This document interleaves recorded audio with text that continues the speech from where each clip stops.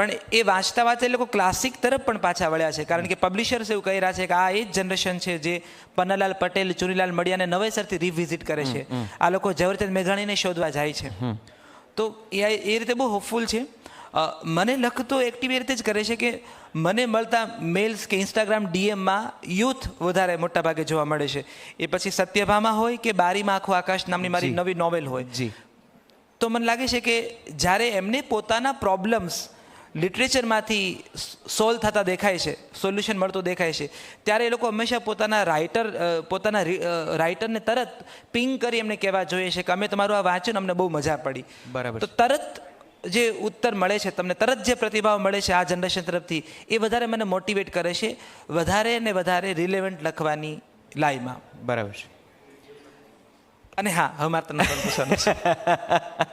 આપણે એક ફોર્મેટ એવું પણ રાખીશું કે તમે પણ સવાલ પૂછી શકો છો, ક્યાંય કોઈને પણ પૂછો, કારણ કે મને પૂરી શ્રદ્ધા છે કે અમારામાં તમે કંઈ તૃપ્ત થવા નથી, એટલે તમારે હાથ ઊંચો કરવો જ પડશે.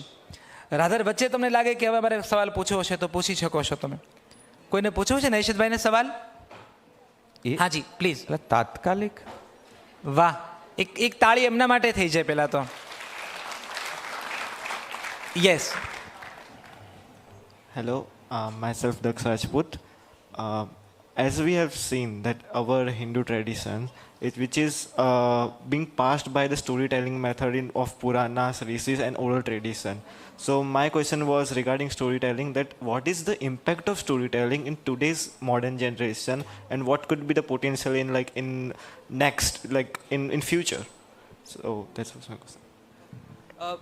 પહેલા તેનો જવાબ નિશિતભાઈ તમે આપો. સ્ટોરી ટેલિંગના ફ્યુચર અને એના ઇમ્પેક્ટ વિશે એમનો પ્રશ્ન છે.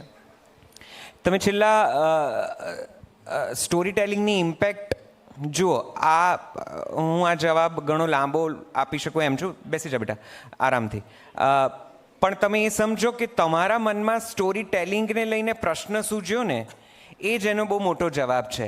આજથી 10 વર્ષ પહેલાં સ્ટોરી ટેલિંગ જેવું કોઈ ફોર્મેટ માધ્યમમાં હતું જ નહીં, અને સ્ટોરી ટેલિંગ કરનારું કોઈ પણ સ્વરૂપે જ્યારે કોઈ રેડિયો પર કોઈ વાત કરતું કે ન્યૂઝ ચેનલ ઉપર વાત થતી, ત્યારે એને સ્ટોરી ટેલિંગના શીર્ષક હેઠળ કહેવામાં પણ નહોતું આવતું.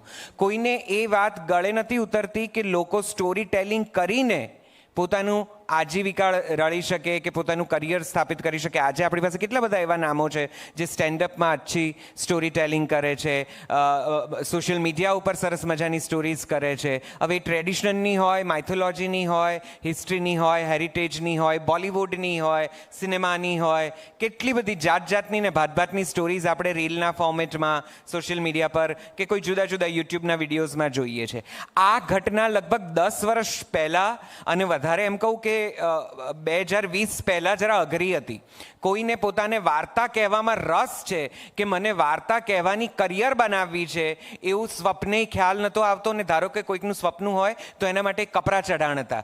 કોઈ એ સ્વીકારી નહોતું શકતું કે આ કળાને કરિયર બનાવી શકાય, કારકિર્દી બનાવી શકાય. હા, ત્યારે અમે રળ્યા ખળ્યા એવા લોકો હતા કે જે વાર્તાઓ વાંચતા હતા, વાર્તાઓનું પઠન કરતા હતા, કે જુદા જુદા ખૂણામાંથી વાર્તાઓ લઈને મૂકતા હતા. આજે જ્યારે તું મને આ પ્રશ્ન પૂછે છે ત્યારે તને રસ એ છે કે સ્ટોરી ટેલિંગમાં કરિયર બની શકે કે કેમ, કે એનું ફ્યુચર શું છે. આ ઇટસેલ્ફ ઇઝ અ ચેન્જ. તને સમજાય છે? આ ઘટના છેલ્લા 5 વર્ષની છે, જ્યારે આપણે આટલી બધી વાર્તાઓ વિશે વાત કરીએ છીએ. હવે તો ત્યાં સુધી આપણે પહોંચી ગયા છે કે આપણને કંઈ પણ વાત કરવી હોય તો વાર્તા કહેવી પડે છે. તમે આ તો એક ન્યૂઝ ચેનલનું મંચ છે, ત્યાં પણ તમે જુઓ કે દરેક સમાચાર વાર્તાની જેમ કહેવાનો શિરસ્તો બની ગયો છે. જેટલા ન્યૂઝના પ્રોગ્રામ્સ છે એની પેરેલલ એટલા જ ફિક્શનના કે ક્રાઇમ સ્ટોરીઝના કે ફિક્શન સ્ટોરીઝના કે હેરિટેજ સ્ટોરીઝના કે હિસ્ટ્રીના એ લોકોએ કાર્યક્રમો ઘડવા પડે છે. કેમ? માણસને વાર્તા સાંભળવું પહેલેથી ગમે છે. તમે નાનપણમાં હતા, તમારી મમ્મી કે નાની તમને વાર્તા કહેતી હશે કે પપ્પા કે દાદા કહેતા હશે, એ તમને આજે પણ યાદ હશે.